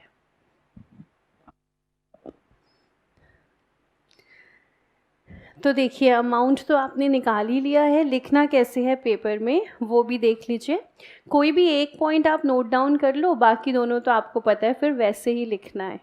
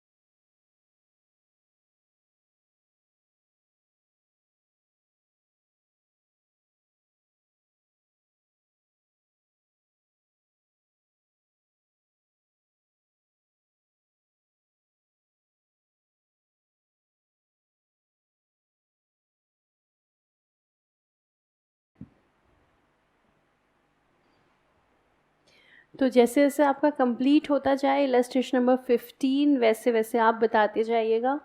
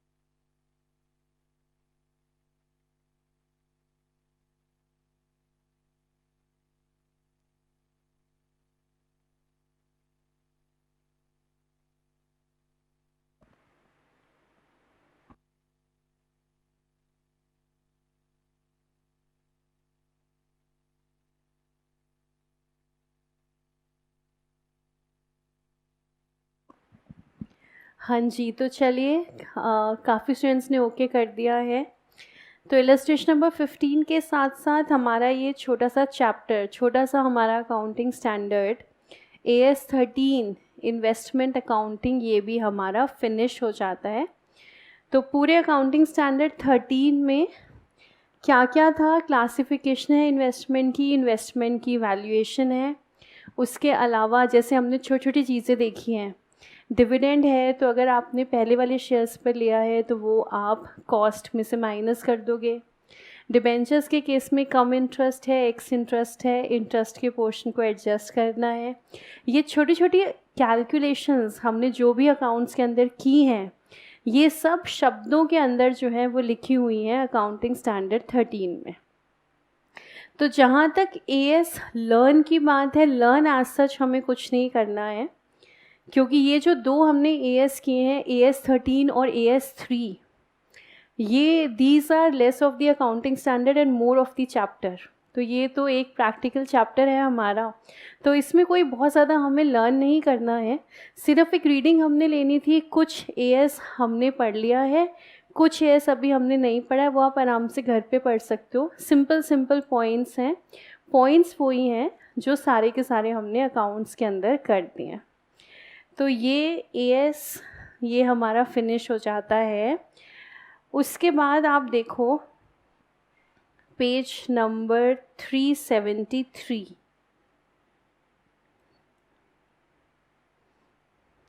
373 पर आपके सामने MCQ है। MCQ सिर्फ प्रैक्टिस के लिए है, क्या ये पेपर में आते हैं? नहीं, पेपर में नहीं आते, लेकिन वो MCQ में छोटे छोटे पॉइंट्स हैं, और वो भी इसलिए मैंने दिए हैं क्योंकि ICI के मॉड्यूल में गिवन है। तो ये जो MCQ हम करेंगे, तो ये सिर्फ इसलिए है एक प्रैक्टिस। पेपर में multiple choice questions CA inter के अंदर अकाउंट्स के पेपर में नहीं आते हैं। फिर MCQ के बाद देखो प्रैक्टिस क्वेश्चंस हैं, प्रैक्टिस क्वेश्चंस हैं, ये तो आपको प्रैक्टिस करने हैं, तो आप इसको आराम से प्रैक्टिस करो, 3, 4, 5, 6 दिन लगा के प्रैक्टिस करो। फिर प्रैक्टिस क्वेश्चंस के बाद हम आए एग्ज़ाम के क्वेश्चंस पर, पेज नंबर 379।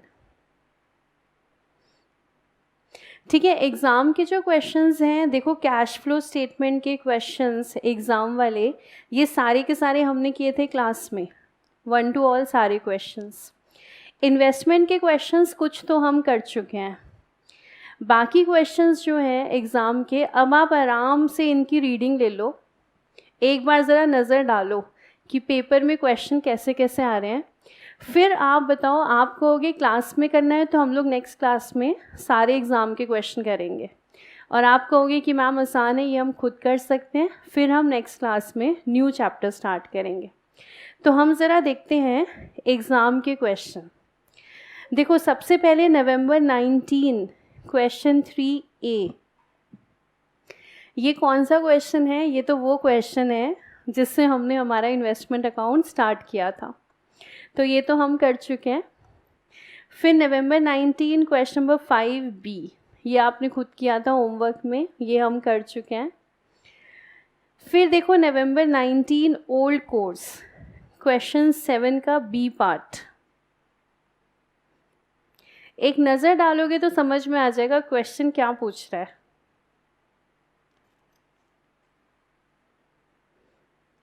क्या पूछ रहा है क्वेश्चन? ये तो रीक्लासिफिकेशन पूछ रहा है।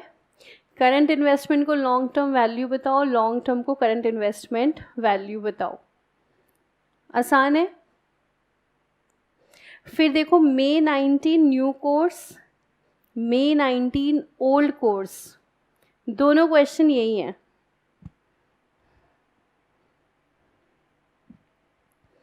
तो देखो आराम से देखो, तो दोनों क्वेश्चन यही हैं। रीक्लासिफिकेशन पूछ रहे हैं, यानी कि 5 मार्क्स में आए होंगे। क्वेश्चन नंबर 1 कंपल्सरी क्वेश्चन का पार्ट बनकर आए होंगे। हमारा क्वेश्चन नंबर 1 कंपल्सरी क्वेश्चन है, 20 मार्क्स का क्वेश्चन है। हमेशा इसके अंदर 4 पार्ट आते हैं, चारों 5-5 मार्क्स के होते हैं, और चारों ही क्वेश्चंस हमारे अकाउंटिंग स्टैंडर्ड से रिलेट करते हैं। तो अकाउंटिंग स्टैंडर्ड्स की वेटेज हमारे पेपर में 20 मार्क्स है, और ये फर्स्ट क्वेश्चन है, कंपल्सरी क्वेश्चन है, ये आना ही आना है। बाकी बैलेंस 5 क्वेश्चंस में से आपको करने होते हैं एनी 4। तो अभी इसमें भी हम देखेंगे ना, जैसे May 19 न्यू कोर्स क्वेश्चन 1 का B पार्ट है, May 19 ओल्ड कोर्स क्वेश्चन 1 का D पार्ट है। तो ये जहाँ पे क्वेश्चन 1 का पार्ट बन के आ रहा है वहाँ पर ये 5 मार्क्स क्वेश्चन आएगा। और जैसे नवंबर 19 देखोगे, क्वेश्चन नंबर 7 का B पार्ट बन के आया हुआ है, तो यानी कि वो वाला क्वेश्चन है जिसमें पार्ट्स हैं। तो नॉर्मली लास्ट क्वेश्चन में भी पार्ट्स होते हैं, तो वहाँ पर भी 5 मार्क्स का आ सकता है, या फिर क्वेश्चन नंबर 1 में आ सकता है 5 मार्क्स का। तो ये 5 मार्क्स का मतलब है छोटे छोटे क्वेश्चन है और आसान से हैं। तो ये वाले क्वेश्चंस तो हमारे यही हैं, रीक्लासिफिकेशन करंट लॉन्ग टर्म या लॉन्ग टर्म टू करंट। फिर देखो May 19 ओल्ड कोर्स, ये हमने कर लिया था, आपने खुद ही किया था होमवर्क में। फिर उसके बाद नवंबर 18 न्यू कोर्स, नज़र डालते चलो कि क्वेश्चन कैसा कैसा आ रहा है। क्या लग रहा है नवंबर 18 न्यू कोर्स? आसान लग रहा है कि मुश्किल लग रहा है? क्वेश्चन 2 का A पार्ट।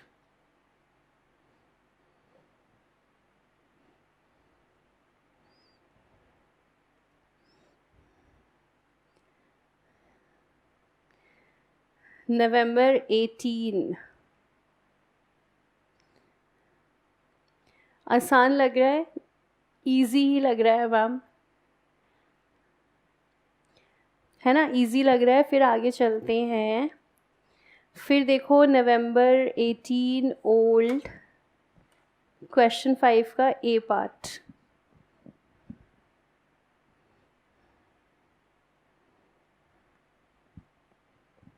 देखो आराम से पढ़ के देखो, ट्रांजैक्शंस देखो, सारी ट्रांजैक्शन समझ में आ रही हैं कि नहीं। नवंबर 18 क्वेश्चन 5 A पार्ट।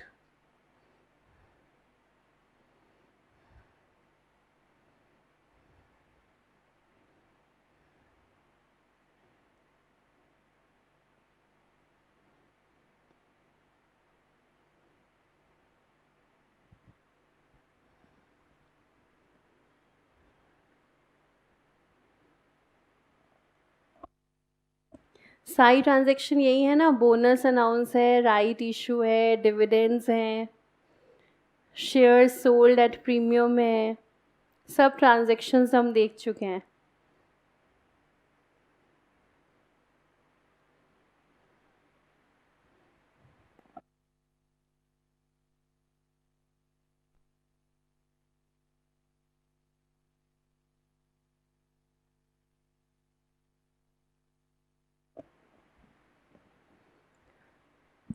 ठीक है, लग रहा है कुछ अपना अपना। क्वेश्चन नंबर 5 का ए पार्ट।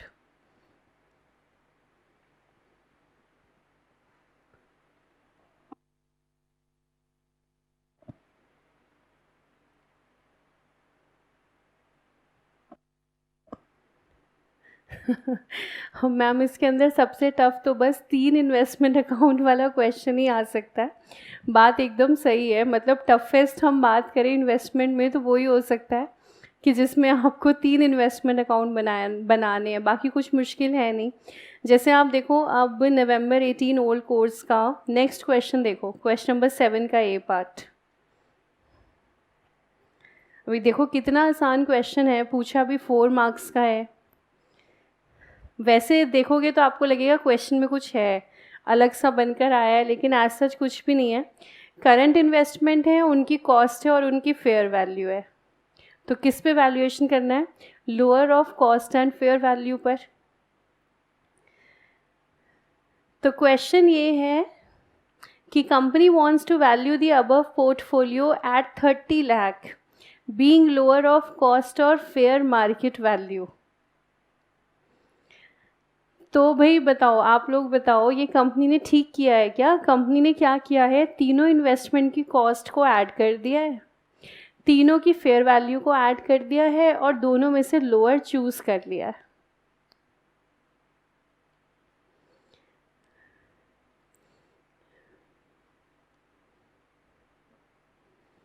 तो बताओ क्या ये काम कंपनी ने सही करा है?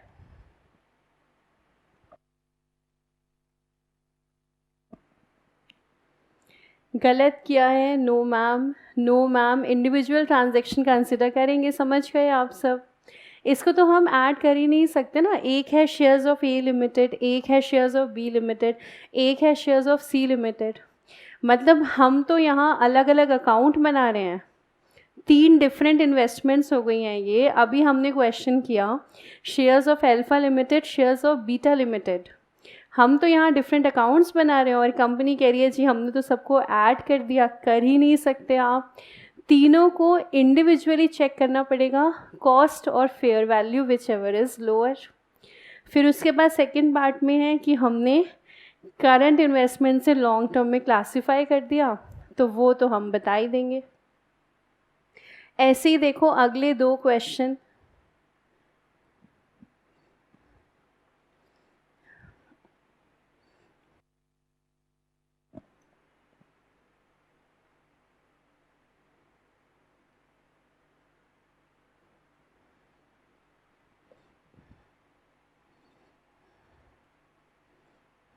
और एक स्टूडेंट ने निकाल लिया है कि मैम ये जो मई 18 वाला क्वेश्चन है इसमें वेटेड एवरेज कॉस्ट बेसिस है शेयर्स वैल्यूएशन का, और हमने अभी क्या किया है, simple average cost basis.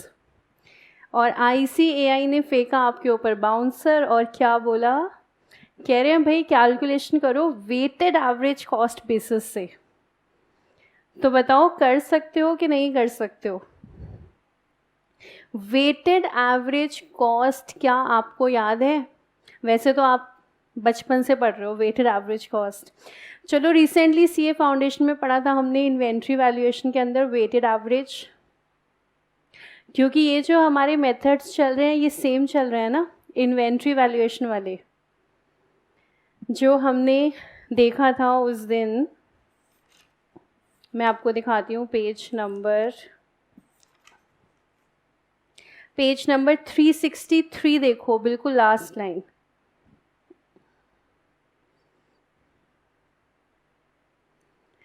Page number 363 बिल्कुल लास्ट लाइन।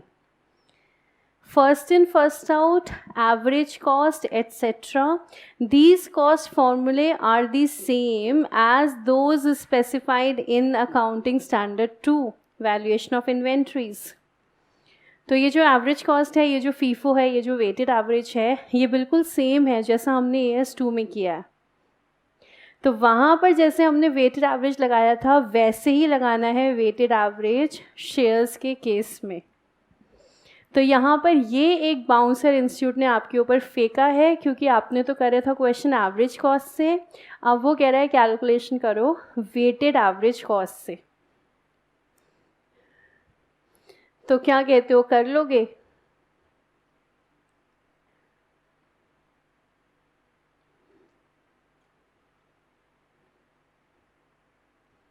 ठीक है। और होमवर्क में क्वेश्चन मैं आपको दे रही हूँ, एग्ज़ाम के ही क्वेश्चन, कुछ होमवर्क में करके आना।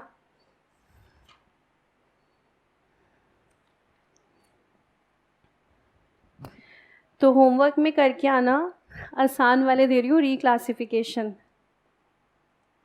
नवंबर 19, क्वेश्चन 7 बी पार्ट।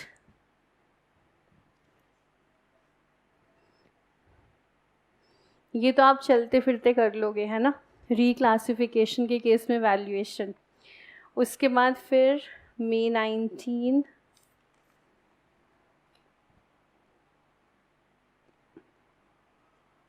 क्वेश्चन 1 का बी पार्ट।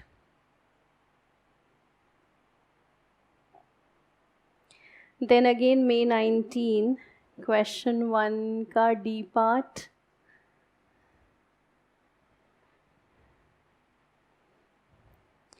फिर उसके बाद नवंबर 18,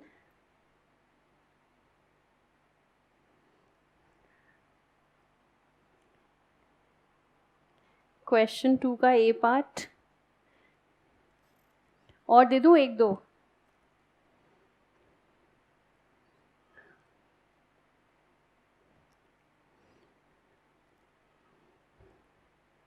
दे दूँ, हाँ, बड़े प्यारे बच्चों। फिर नवंबर 18, क्वेश्चन 7 ए पार्ट।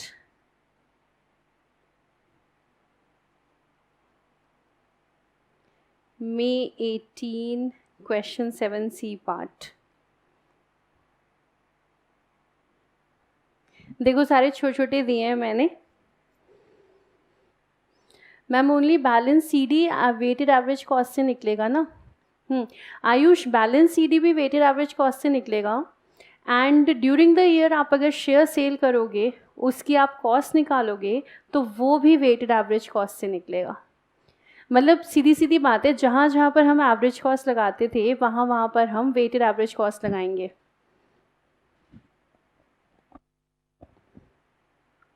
ठीक है। अच्छा ये बताओ, एक क्वेश्चन और दे दूँ?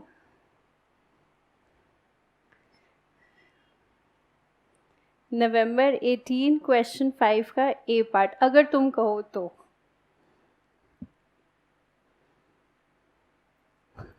हाँ मैम, ये बताओ बचा क्या है फिर?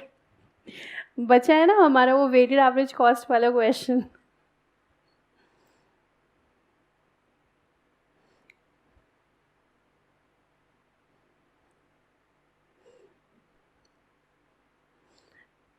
है ना, वेटेड एवरेज वाला तो बचा ही है हमारा। तो ये जो क्वेश्चन है ना, ये आप करके आना। अच्छा एक क्वेश्चन अभी और भी दे रही हूँ मैं। देखो ना, जनवरी 21 का पेपर भी तो है, पेज 427, क्वेश्चन 3 का ए पार्ट।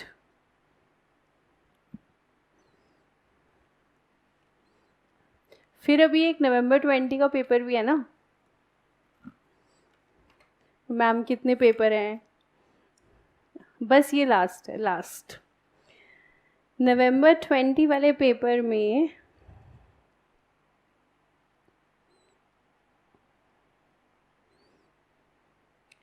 क्वेश्चन नंबर 3 का ए पार्ट।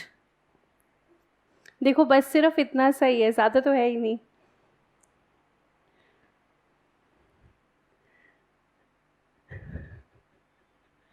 मैम आपने एक वेटेड एवरेज के नाम पर बेचारे हम बच्चों के साथ क्या किया। बस मैम इससे पहले कि आप और क्वेश्चन बढ़ाओ, आप कीप स्माइलिंग ही बोल दो। तो चलो ठीक है, फिर देखो भाई ये सारे क्वेश्चन कर लेना। ठीक है, तो चलिए फिर आज की मुलाकात हमारी ख़त्म हुई। Thank you so much and keep smiling.